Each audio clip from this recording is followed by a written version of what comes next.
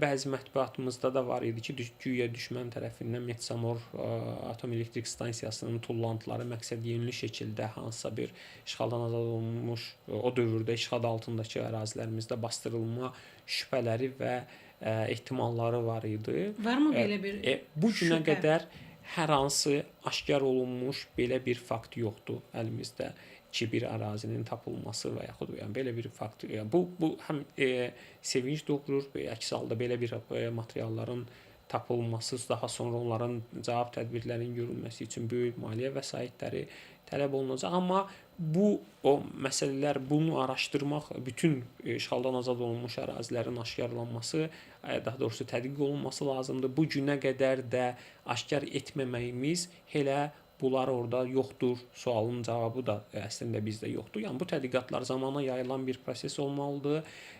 Bu ərazi çox böyükdür, 17.000 kvadrat kilometrlik bir ərazidir. Biz hissələrə, plan üzrə hissələrə bölünərək bu prosesləri həyata keçiririk. Resurslarımız, avadanlıqlarımız və kadrlarımızı nəzərə alaraq əhəmiyyətli irəliləyişimiz var.